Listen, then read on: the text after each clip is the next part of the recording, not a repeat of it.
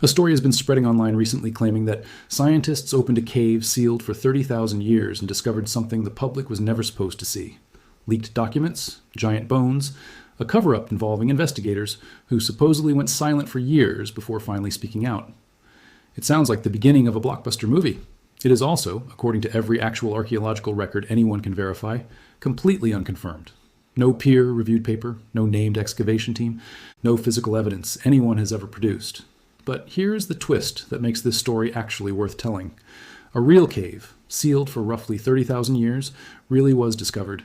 And what scientists found inside it, fully documented, fully dated, and fully verified by multiple independent research teams, did not need a single fabricated giant bone to be one of the most genuinely stunning archaeological discoveries of the last century. If you like real discoveries more than manufactured mysteries, hit that subscribe button, because what actually happened inside this cave is honestly more incredible than the fake version circulating online. And it comes with actual names, actual dates, and actual peer-reviewed evidence behind every claim. On December 18, 1994, 3 amateur speleologists, cave explorers named Jean-Marie Chauvet, Elliot Brunel, and Christian Hilaire were exploring a limestone cliff face above the Ardèche River in southern France. They felt a faint draft of air escaping from a small gap in the rock, a telltale sign familiar to experienced cavers that a larger hidden space likely existed somewhere beyond. They cleared away enough debris to squeeze through, dropped down into darkness, and found themselves standing inside a massive underground chamber that no human being had entered in tens of thousands of years. Their flashlights swept across the walls, and what those lights revealed left all 3 of them speechless, standing frozen in the dark, fully aware within seconds that they had stumbled onto something no living person had ever seen before. Covering the walls of the cave, stretching across roughly 8,500 square meters of underground chambers, were more than 1,000 individual drawings, most of them animals, rendered with a level of skill that seemed almost impossible for their age. Woolly mammoths, cave lions, drawn without the manes typically associated with modern African lions, an anatomically accurate detail scientists would not have expected from prehistoric artists without direct first-hand observation. Woolly rhinoceroses, an extinct species whose 2 horns were carefully and correctly proportioned. Aurochs, the massive wild ancestor of modern domestic cattle, now completely extinct. Bison, horses, and even a panel showing what appears to be a pride of cave lions actively hunting bison, one of the earliest known depictions of coordinated predatory behavior ever committed to art. The sheer diversity of species depicted also tells researchers a great deal about the environment surrounding the cave during the last ice age. Unlike many other prehistoric art sites that focus heavily on the animals early humans actively hunted for food, such as reindeer and horses, Chauvet's walls are dominated by dangerous predators and megafauna that offered no practical, nutritional value whatsoever. Roughly 2/3 of the identifiable animals painted throughout the cave are species that would have posed a genuine physical threat to the artists themselves: cave lions, cave bears, woolly rhinoceroses, and mammoths among them. This pattern has led many researchers to argue that Chauvet's artwork was never intended as a simple hunting record or dietary log, the way some earlier theories once assumed prehistoric cave art functioned. Instead, it increasingly looks like a form of genuine artistic and possibly spiritual expression, focused on power, danger, and the awe-inspiring animals that early humans lived alongside, rather than merely the ones they ate. Radiocarbon dating eventually placed most of these images at somewhere between 30,000 and 32,000 years old, with some individual paintings dated to as old as 36,000 years, making Chauvet Cave home to some of the oldest figurative artwork ever discovered by modern archaeology, predating the famous cave paintings at Lascaux by well over 10,000 years. For a long time, researchers had assumed that prehistoric art evolved gradually over tens of thousands of years, starting with crude, simple shapes and slowly developing into more sophisticated compositions over time. Chauvet completely upended that assumption. The techniques on display inside this cave included deliberate shading to create a sense of volume, layered engraving beneath painted charcoal outlines to add depth, and compositional choices that seem to imply a form of visual perspective. Animals appearing to overlap, move, and interact dynamically across the wall surface, rather than simply standing in a flat, static row. Researchers at the CNRS, the French National Center for Scientific Research, described the discovery of Chauvet as representing what they called a multi-layered revolution in how we understand the origins of human artistic expression. One particular technique found throughout the cave has drawn especially close scientific attention, a method researchers now refer to as scraping or shading by subtraction. Rather than simply adding pigment to the wall, some artists appear to have deliberately scraped away the outer surface of the rock itself before applying charcoal, creating a lighter background that made the darker charcoal. Outlines stand out with far greater contrast and visual depth. In several panels, artists layered multiple animals directly on top of one another, using overlapping outlines to suggest movement, almost like individual frames of an animated sequence captured within a single still composition. One especially famous panel depicts a row of horses' heads, each rendered with slightly different shading and positioning, creating an effect some researchers have compared to an early, primitive form of visual storytelling, unfolding directly across the cave wall as a viewer's torchlight moved from one image to the next. If discoveries like this genuinely surprise you, go ahead and smash that like button. It genuinely helps this channel keep covering real archaeology exactly like this. It is worth pausing on just how rare a find like Chauvet actually is, because most prehistoric cave art sites discovered before it had already been damaged in some way by thousands of years of exposure. Later, human visitors or natural erosion. Lascaux, discovered decades earlier in 1940 by a group of teenagers and a dog, had already suffered visible degradation by the 1960s, largely caused by the introduction of algae, mold, and carbon dioxide from the breath of the roughly 1 million visitors who toured the site before authorities finally closed it to the public. Chauvet avoided that entire fate purely because nobody had been inside it for tens of thousands of years before its rediscovery. That accidental isolation is precisely what allowed the artwork, the footprints, and even delicate details, like torch marks left on the cave walls by prehistoric visitors, to survive in such remarkably crisp condition. Researchers have even been able to study the specific charcoal used for torches carried through the cave, identifying burn marks scraped along the walls at roughly the height a person would naturally hold a torch while walking through. The darkness, giving scientists an almost physical sense of exactly how ancient visitors moved through this space, chamber by chamber, tens of thousands of years ago. What makes Chauvet Cave so scientifically valuable is not just the artwork itself, but the extraordinary condition it was found in. At some point after these images were created, a massive rock slide sealed the cave's original entrance completely, cutting the chamber off from the outside world entirely. That collapse turned out to be an accidental stroke of preservation genius. With the entrance fully sealed, the cave's internal climate remained remarkably stable for tens of thousands of years, protected from weather, animal disturbance, and most importantly, from any human contact whatsoever. When Chauvet, Brunel, and Hilaire finally broke through in 1994, they were not looking at a site that had been gradually worn down, vandalized, or altered over millennia. They were looking at a scene essentially frozen at the exact moment the entrance collapsed, tens of thousands of years earlier. Alongside the paintings, researchers discovered physical remains that added an entirely different, deeply personal layer to the story. Preserved footprints on the cave floor, including a set believed to belong to a child, roughly estimated to have been around 10 years old, walking alongside what researchers believe may have been a wolf or a large dog, based on paired tracks found running parallel to the human prints. Scientists have debated for years whether this represents one of the earliest pieces of physical evidence for a bond between early humans and canines, a genuinely emotional possibility hiding inside a set of footprints preserved by pure geological accident for 30,000 years. Researchers were able to reconstruct an astonishing amount of detail from those footprints alone, by analyzing stride length, foot pressure patterns, and the way the child's weight shifted with each step. Some scientists have suggested the child paused occasionally to touch the cave walls, possibly to steady themselves in the near total darkness, or perhaps simply out of curiosity.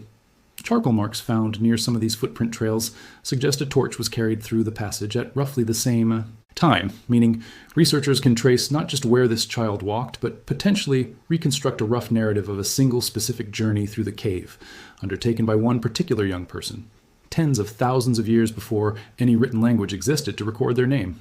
The cave floor also contained the remains of cave bears, an extinct species that once hibernated inside caves like this one across Ice Age Europe. More than badly scattered bones were found here. Researchers discovered a cave bear skull deliberately placed on top of a large rock positioned near the center of one chamber, seemingly arranged with intention rather than left where the animal happened to die. Whether this represents some kind of ritual behavior, a territorial marker, or simply coincidental placement remains genuinely debated among archaeologists, but the deliberate positioning has fueled decades of fascinating speculation about the spiritual or symbolic lives of the people who created this space. Beyond that single skull, researchers ultimately cataloged the remains of well over 150 individual cave bears throughout the chamber system, alongside deep claw marks and polished patches scraped into the cave walls where generations of bears had rubbed against the stone during hibernation cycles, stretching back long before any human ever set foot inside.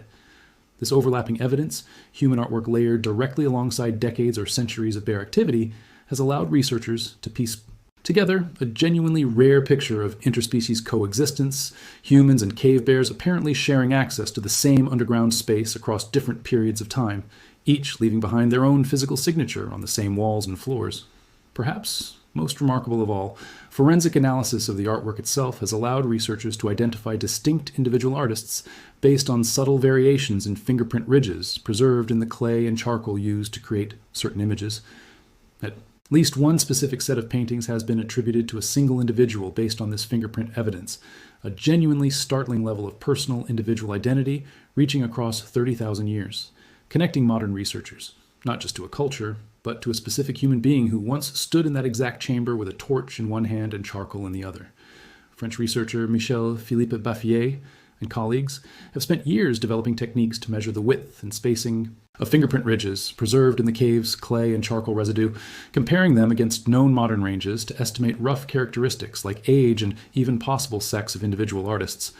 Their analysis suggests the artwork throughout Chauvet was likely created by a relatively small number of individuals, in some interpretations, perhaps as few as one or two primary artists responsible for entire panels, rather than a large communal group, all contributing separately over time.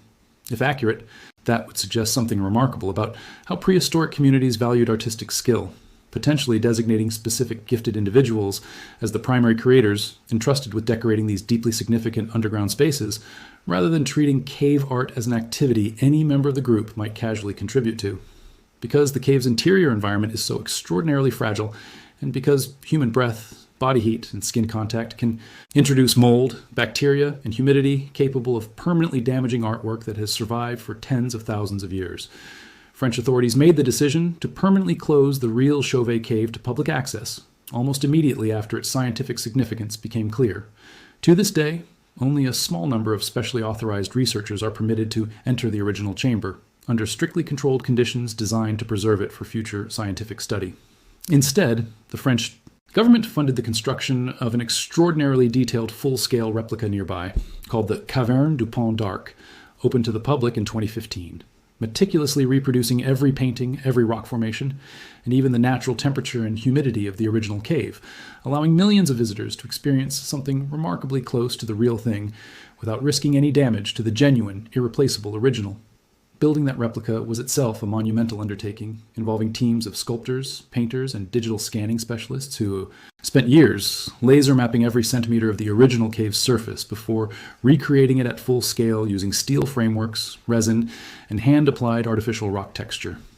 Filmmaker Werner Herzog was granted rare, limited access to the actual original cave in 2010 to shoot a documentary called Cave of Forgotten Dreams, filming under strict restrictions that limited his crew to walking only on a narrow metal walkway installed specifically to keep researchers and film crews from ever touching the original cave floor.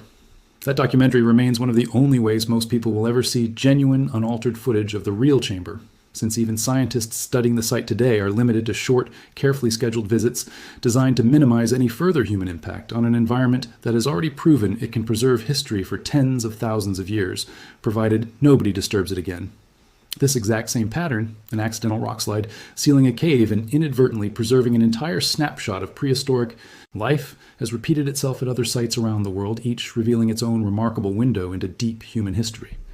In Gibraltar, researchers exploring the Gorham's Cave complex uncovered a hidden chamber sealed by sand roughly 40,000 years old, providing crucial evidence about the daily lives, tool use, and survival strategies of some of the very last Neanderthal populations known to have existed anywhere on Earth.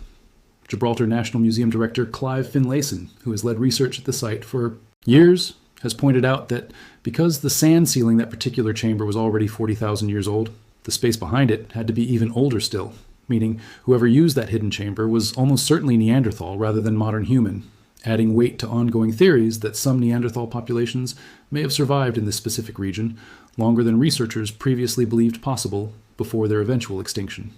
In northern Israel, near the town of Faridis, archaeologists working with the Israel Antiquities Authority and the University of Haifa uncovered an even older sealed cave, dated to somewhere between 250,000 and 400,000 years old, containing sophisticated flint tools, animal remains, and clear evidence of controlled fire use, offering an exceptionally rare glimpse into human life during a period scientists still understand remarkably little about long before the emergence of either Neanderthals or fully modern humans. Researchers there identified the remains of fallow deer, gazelle, and ancient horse species, alongside stone tools including small, sharp hand axes, scrapers, and blades, reflecting a surprisingly advanced level of craftsmanship for a period so far removed from anything resembling recorded history. The site has been formally linked to what archaeologists call the Akulo-Yabrudian culture, and researchers have since launched a wide-ranging long-term study attempting to reconstruct exactly how these early human groups lived, adapted, and developed. Increasingly sophisticated technology across hundreds of thousands of years of gradual cultural evolution. Each of these discoveries shares a common thread worth appreciating. None of them required fabricated giant bones, leaked government documents, or mysterious silenced whistleblowers to be genuinely extraordinary. The real science speaks so entirely for itself. A rock slide, purely by geological accident, can act as an almost perfect time capsule, protecting fragile evidence of human behavior, artistic expression, and daily survival for tens of thousands of years, preserved in a level of detail that written history could never hope to match. When researchers finally break through that seal, they are not just uncovering old bones or faded pictures. They are making direct physical contact with the exact final moment a specific human being, or an entire community, left that space, often having no idea it would remain untouched for the next 30,000 years. So why does a genuine discovery like Chauvet Cave so often get buried under invented giant bone stories and fake whistleblower narratives online? Once again, it likely comes down to the gap between what feels immediately thrilling and what is actually verified. A leaked document promising forbidden secrets and impossible giant remains taps directly into a very old human fascination with hidden, forbidden knowledge. A genuine story about radiocarbon dating, fingerprint analysis, and careful geological preservation requires a bit more patience to fully appreciate, even though the real underlying facts are, if anything, even stranger and more emotionally resonant than the fabricated version. A child's footprint walking beside what might be an ancient dog, a single identifiable artist's fingerprints preserved in charcoal for 30,000 years, a cave bear skull placed deliberately atop a stone by hands we will never be able to name. These are not embellishments. They are documented, peer-reviewed, scientifically verified facts, and they do not need a single invented giant bone to leave you completely speechless. It is worth remembering, too, just how much of Earth's deep history likely remains completely unknown to us, sealed away. Behind rock slides and collapsed passages we simply have not stumbled across yet. Chauvet Cave sat undisturbed for roughly 30,000 years before, 3 explorers happened to feel a faint draft of air on a December afternoon in 1994. Gorham's Caves. They've held a Neanderthal chamber behind 40,000-year-old sand until researchers finally broke through. The cave near Furitas waited even longer, sealed since long before modern humans existed at all, only uncovered recently during unrelated highway construction work. Every one of these discoveries began the exact same way, with patient, careful, methodical science, not sudden dramatic revelations handed down through leaked documents or anonymous whistleblowers. That is precisely why real archaeology continues to matter so much, because the actual planet still has genuine secrets left to reveal, and they are worth waiting for the real evidence rather than settling for an invented shortcut. The next time you see a headline promising leaked secrets and impossible discoveries hidden inside some ancient sealed cave, take a moment to look past the headline itself. More often than not, you will find that the real, fully documented science was already sitting there the entire time, patiently waiting to be appreciated exactly as it actually happened, without a single manufactured mystery required to make it worth your attention. And that, honestly, might be the most fitting way to close a story that began with a fake claim about giant bones. The truth is often stranger, quieter, and far more human than any invented conspiracy could ever manage. A child walking beside a dog through total darkness 30,000 years ago, a single artist's hand, still identifiable today, tracing the outline of a lion across a wall by torchlight, a rock slide, falling at exactly the right moment to protect all of it until the day 3 curious explorers felt a breath of air, where none should have been. No leaked files required, just patient science and a planet still willing to give up its secrets to anyone careful enough to go looking.